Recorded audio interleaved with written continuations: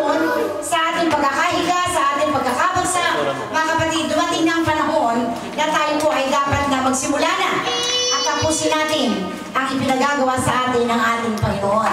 So sa araw po ito, mga kapatid, ay tuhayan po natin ang ating pong topic na ibigay ng Diyos ngayon. Ito po ay about a good starter and a good finisher. No? Ang mabuting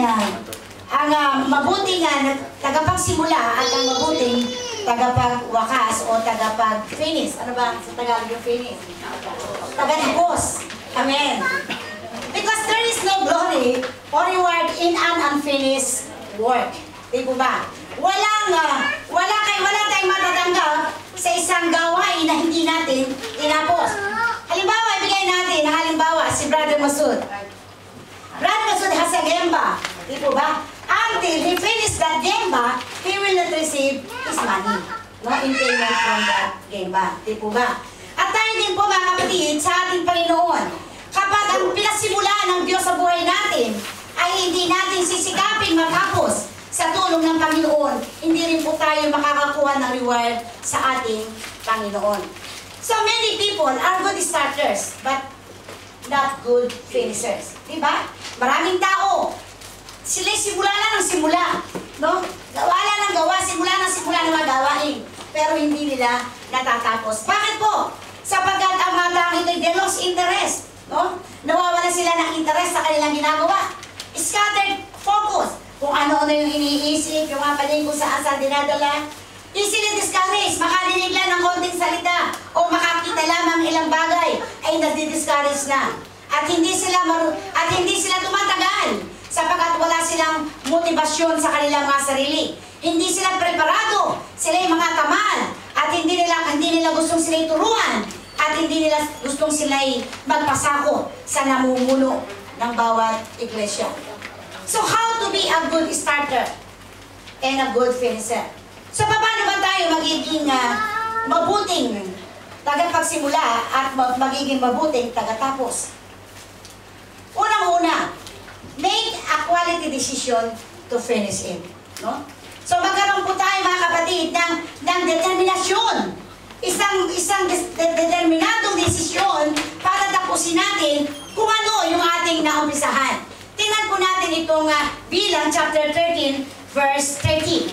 Sabi po ni Caleb, si Caleb po ito, sabi niya gano'n, let us go up at once and take possession, for we are well able to overcome it. Hindi na tayo dapat mag-aksaya ng panahon, lusubin na natin sila at yak na malulupit natin ito. So ito po yung about ng 12 spies, no? Meron pong inutusan ng si Moses na 12 tiktik, no? At dalawa doon si Joshua at saka si Caleb. So inutusan ni Moses na tiktikan yung lupang Kanaan kung saan ay yun ang pangako ng Diyos, yun yung promised land ng Diyos na ibibigay doon sa kanyang mga anak, sa mga Israelita, the children of Israel. No po. Subalit, yung 10 spies, nang bumalik po sila, mga kapatid, sila'y natakot, they were afraid. The rest of the spies were afraid. Dahil nakita nila, while they are on the way to that promised land, nakita nila na their enemies are giant. No? They found out that the enemies are giant, mga malalaking tao. Ito po yung makikita natin sa chapter 13 ng Numbers. No po? So, nakita nila na ang kanilang mga kalaban ay malalaki. Sabi nga nila, let's go back dahil hanggang tuhod lang tayo. No? So, ang ginawa, pero ito si Caleb has a character of being bold. No? Si Caleb po ang meaning po ng kanyang pangalan ay bold. Ibig sabihin siya matapang, malakas ang loob. Mas malakas ang loob niya kaysa kay Joshua. No? Kaya ang sabi nga ni Caleb, sabi niya, let us go up! Lusubin na natin ito! Makakaya natin. Why did Caleb say that? Because he knows that God is with them. Sa ating pong buhay Kristiyano, no? Sa ating buhay Kristiyano, let us also go and preach the words of God. Go and share the words of God to the lost souls. Di po ba? Kailangan tayo ng tao sa sanlibutan. Bakit? Sapagkat marami pa ang hindi ligtas sa mundong ito. Amen?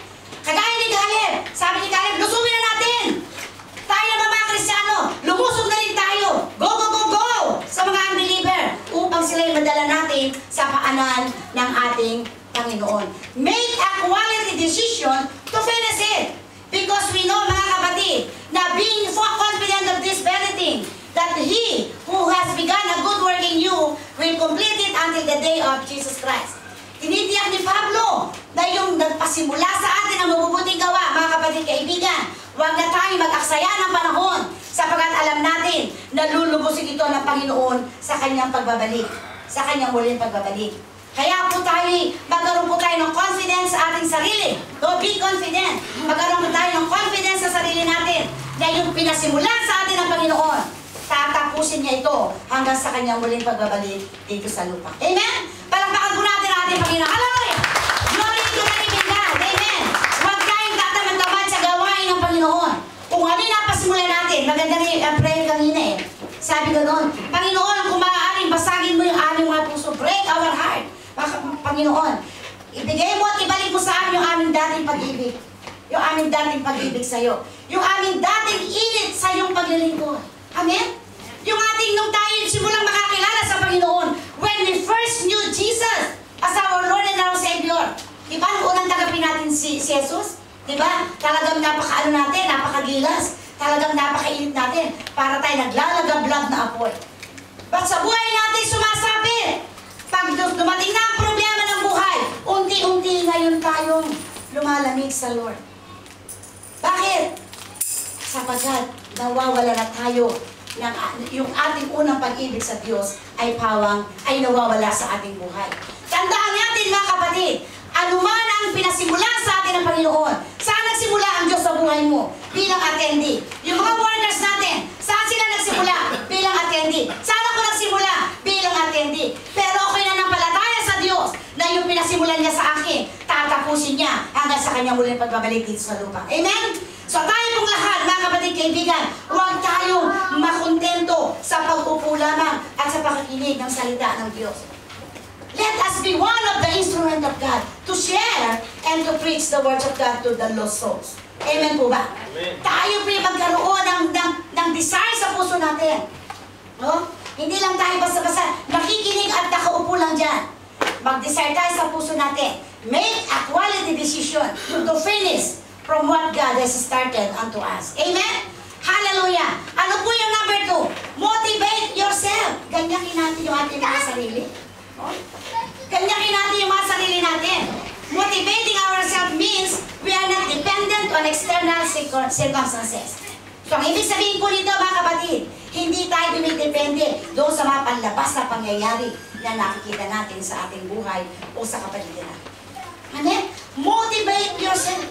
Motivate yourself that in spite of the hardship and difficulties in life, we have to serve the Lord. Amen? Paano ito? Paano, mga kapatid?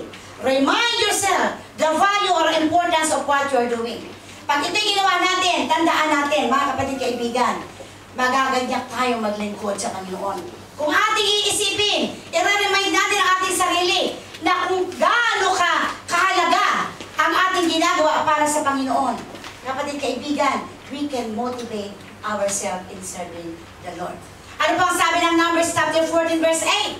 Sabi dito, if the Lord delights in us, then He will bring us into this land and give it to us, a land which flows with milk and honey.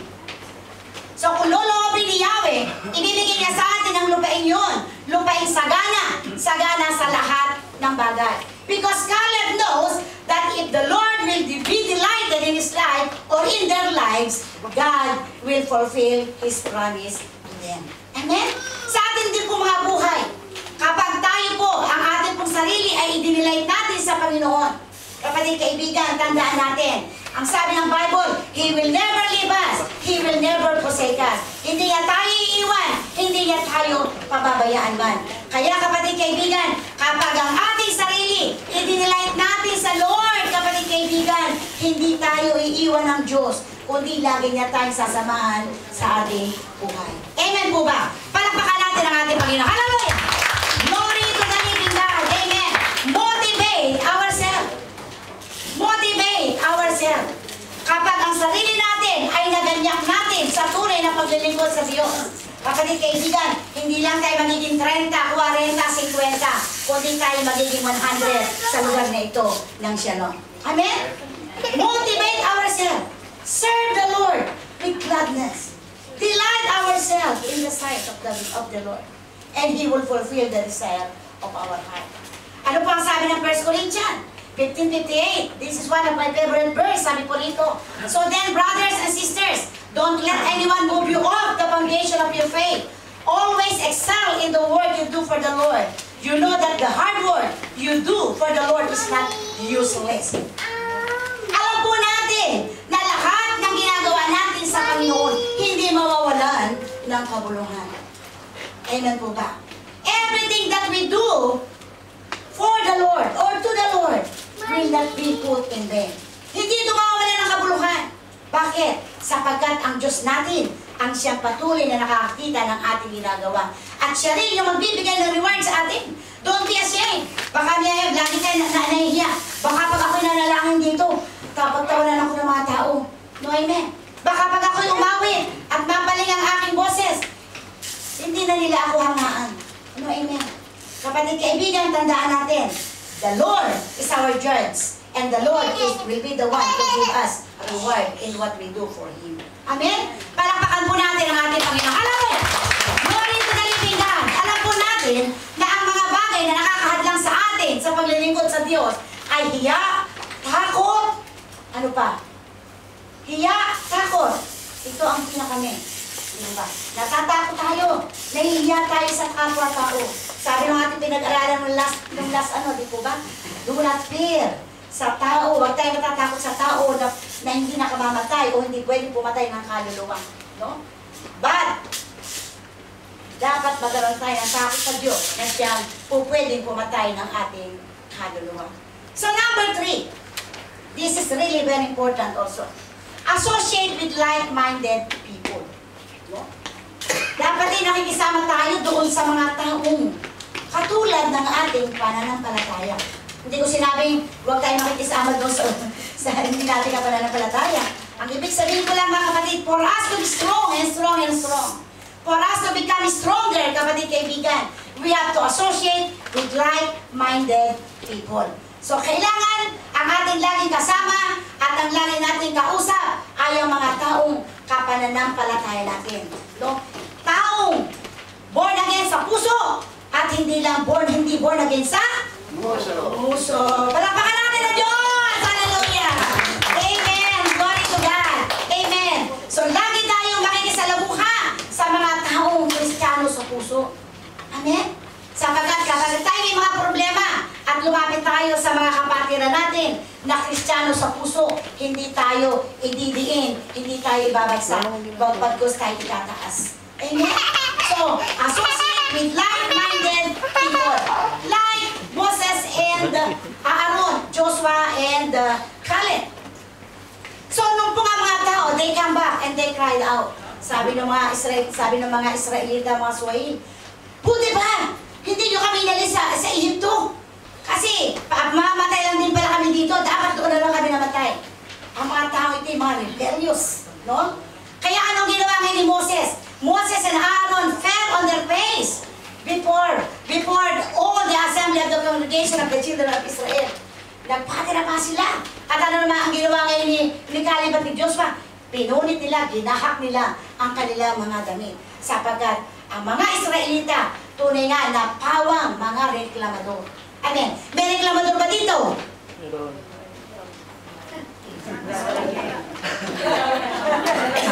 Meron bang reklamador sa ating kalagitnaan?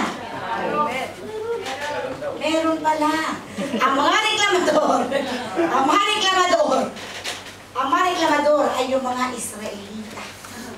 Na hindi talaga, na kahit anong gawin ng Diyos, whatever God do in their lives, mga kapatid kaibigan, they are not satisfied. Amen? Kaya nga napakabuti ng Panginoon, sapagkat may Moses, may Aaron, may Joshua, may Caleb, na patuloy na nagtatanggol sa kabutihan ng ating Panginoon. Amen? Hindi nyo ba napapansin? Kapag ibang espiritu ng kausap mo, kapag may sinabi ka, di ba? hindi ka itataas, kundi ikaw ay ibabagsak. Kapag ikaw ay nag-aapoy, hindi ka bubuhusan ng tubig para mamatay ang apoy, kundi lalo pang sisindihan ang apoy para ikaw ay mag-apoy. Amen? So kaya nga mga kapatid, kaibigan, sa ating buhay, kailangan tayo pong lahat ay nakakaisa sa isang layunin, itaas lamang ang pangalan ng ating Panginoon. And what they did, another thing that they did is they spoke to all the congregation of the children of Israel, saying, the land we passed through to spy out is an exceedingly good land. No? Kaya nga sa reklamo ng mga tao, sa reklamo ng mga Israelita, kapatid kaibigan, nagawa pang magsalita ng apat na ito. Sinabi nila, mainam ang lupain tinignan namin, saganang-sagana sa lahat ng bagay. No? Because they have the same spirit. Kaya po kahit sila nagrereklamo, patuloy nilang itinataas ang pangalan ng ating Panginoong Jesucristo. Kaya nga po ang sabi ng Romans 12:16, live in harmony with one another. Do not be haughty, but associate with the lowly. Never be conceited. Magkaisa tayo, no? Huwag tayo magpataasan. Amen po ba? Tayo mga Kristiyano, magkaisa tayo. Huwag tayo magpataasan. Huwag tayo magpagandahan. Amen? Dahil lahat tayo ay magaganda. Praise the Lord. Amen. Palakpakan natin ang Diyos. Hallelujah! Glory to the living God. Akala ko walang agree. May sumagot pala. Amen. Yung iba siguro hindi tiwala sa sarili. Maganda nga ba ako? Lahat ng anak ng Diyos ay magaganda at wow. Amen? Hallelujah. Hallelujah. So tayo po lahat, let us live in harmony with one another. Dapat po tayo nagkakaroon ng harmonious relationship, no? Dapat po yung ating relasyon. Alisin na po natin yung yung po bang masyado tayong manipis. Para tayong cellophane. Ang Kristiyano ay makapal. Amen po ba? Amen. Sabi mo sa katabi mo, makapal ako. Makapal ka.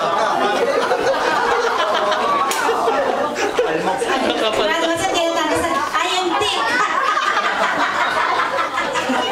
What is that in English? Makapal ako, I'm not thick. I'm not easily angered. I'm not easily hurt. That's what I mean. Hindi ako madaling ma-hurt. Hindi ako madaling matay. Makapal ako. Sapagat ang Kristiyano, kapag hindi makapal, hindi tatagal sa presensya ng Diyos. Amen? Sapagat yung sama ng loob, yung galit, it does not come from God. Amen po ba?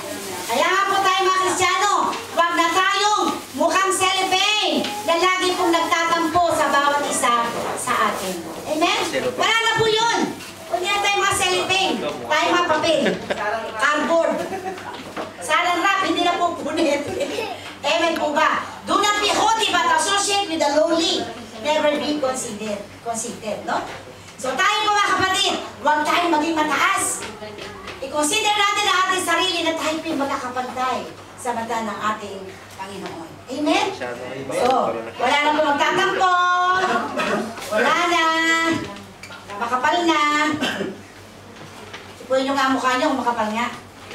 Ang kapal-kapal. Maganda yung hawak ko. Makapal ito. Amen? Adobe. Number 4, speak out your commitment. Speak out your commitment. Hayuan natin mga kapatid, yung ating mga ipinangako sa Panginoon. Ano ba pinangako mo sa Panginoon? No? Ano ba pinangako mo sa Panginoon? Ano ba sinabi mo sa Panginoon na gusto mong gawin para sa Kanya? Mag-answers. Di po ba? Pero kapag na-assign na answers, alas 3:30 ang service, alas 4 dumarating. Di po ba? Kapag na-assign, ay, isa nga po pala, bago po ako, nag-pre-worship tayo every Sunday. Sabi po ng pre-worship, umaawit po kami. At 3 o'clock, we are starting to sing to the Lord, to invite the Holy Spirit to be in the midst of us. Napakahalaga po nito mga kapatid. Kaya po doon sa hindi nakakalam, if you want to join us in our pre-worship, please come before 3 o'clock. Amen po ba?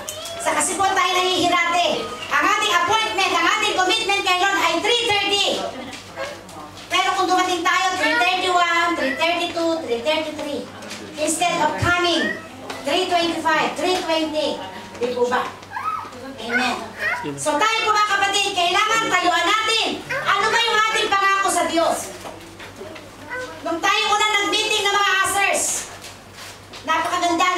mga pinagdatingan. Di po ba? 15 minutes before the time, tayo po ay darating. Mga ushers, coming. 3:45 dumating. Dapat 3 o'clock nandito na po tayo. Including ushers. Ano po? Kasama po mga ushers natin sa ating prayer worship. So speak out your commitment. Kailangan po mga kapatid tayuan natin ano po yung ating ipinangako sa Panginoon. Yung ating unang pag-ibig na ipinadama o pinakita sa Lord. Huwag natin ito aalisin. Amen po ba mga kapatid? Ano pa ang sabi ng Numbers chapter 14 verse 9? Only do not rebel against the Lord, nor fear the people of the land, for they are our bread. Their protection has departed from them, and the Lord is with us. Do not fear them. Amen. So, gawin natin. Ano ba yung mga bagay na pinapagawa sa atin ng Panginoon? Gawin natin ito nung walang takot. No? Sapagkat alam natin, ang kaway natin ay 2,000 years ago. He is already defeated. Amen? Agaya po ng mga kalaban nila Joshua, no, at ni Caleb. Ang sabi ng Bible, for their protection has departed from them. Sapagkat ilalis na ng Diyos yung protection sa kanila. Sapagkat ang Panginoon ay sumasa kanila. Kay Moses, kay Aaron, sa mga 12 spies, including Caleb and Joshua. Sa ating buhay, mga kapatid, kaibigan, do not rebel. Huwag na po tayo nagiging rebellious. Huwag na tayo nagpapasakit ng ulo sa church. Amen? Bagos tayo magtulong-tulong na iangat ang ating Panginoon para sa ating Diyos. Amen? Amen. Amen po ba? So, ushers, please come early. Amen. Ano po?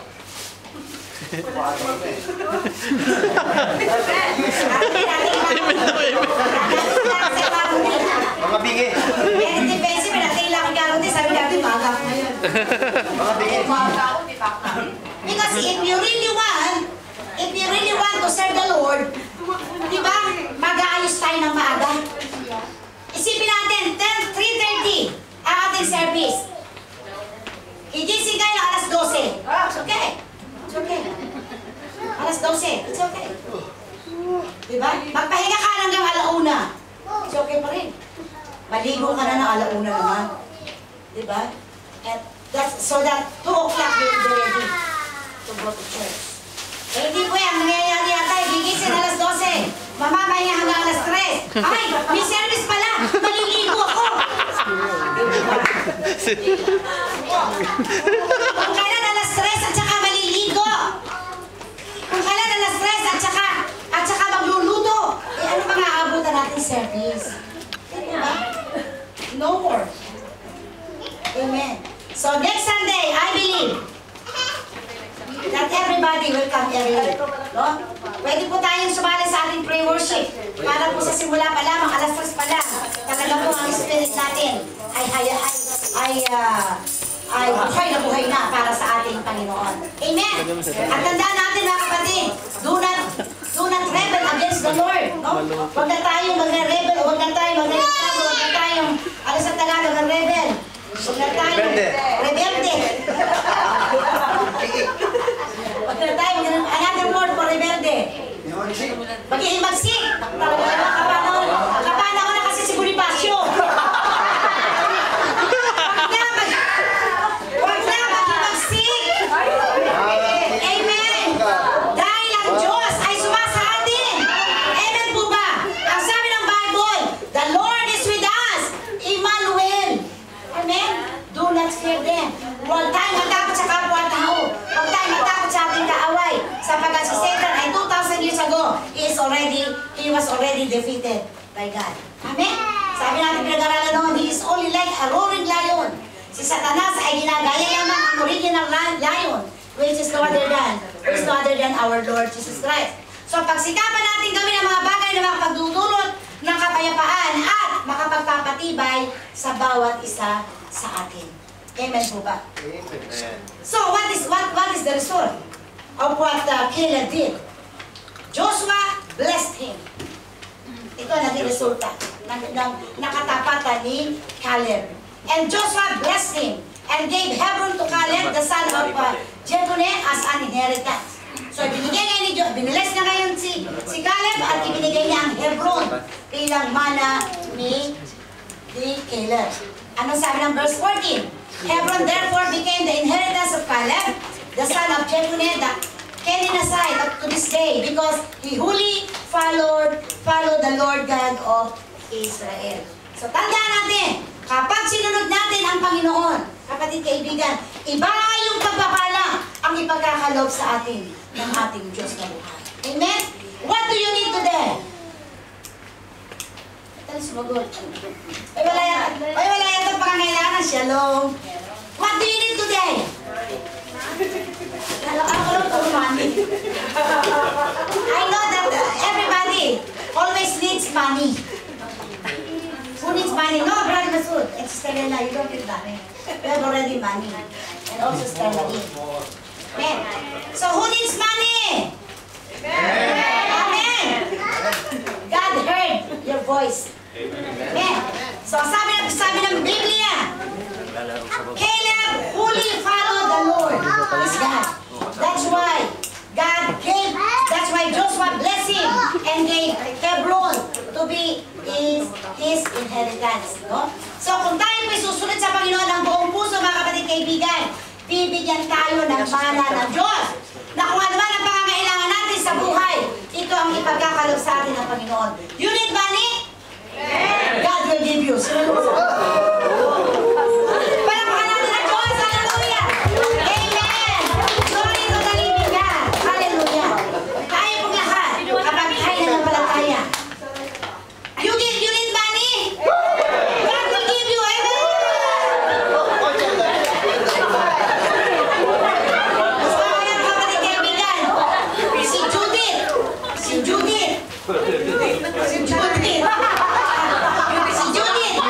Wala na karapatan si Judith sa buhay niyo. Amen? Sapagkat the blessing of God is greater than your Judith. Amen? Sapagkat ang ibinigay na blessing sa atin ng Panginoon, like what God gave to Caleb. Di po ba? So Caleb received the double portion because he's a good starter and a good finisher. Ito naman po ang hiling sa atin. Maging good starter tayo at tapusin natin kung ano ipinagagawa ng ating Panginoon. Because even Jesus Christ, diba? Ang sabi ng John chapter 17 verse 4, I have finished the work which you have given me to do. Maging ang Panginoon Jesus sinabi niya sa Panginoon natapos ko na, Ama, kung ano ang ipinagagawa mo sa akin. So wag natin sabihin na ikaw sa atin lang ipinagagawa o sa mga tao lang ipinagagawa. Kundi mismo ang ating Panginoong Jesucristo may ipinagawa ang ating Diyos Ama sa Kanya. Kaya nga sabi ng Panginoon, I have finished the work which you have given me to do. At ang sabi ng John 19:30, Jesus said, it is finished. Amen. So tayo po mga kapatid kaibigan, ano man ang pinasimulan natin sa ating Panginoon, tapusin natin ito hanggang sa muling pagbabalik ng Diyos. Amen? Kung anong nadaman natin ng unang pag-ibig natin, unang makilala natin ng Panginoon, yung unang pag-ibig natin sa Diyos, huwag nating aalisin. Amen? Amen. Amen po ba mga makakapal? Amen. Amen. Lahat tayo makakapal sa ating Panginoon. Meron pa ba magtatampo? Pero,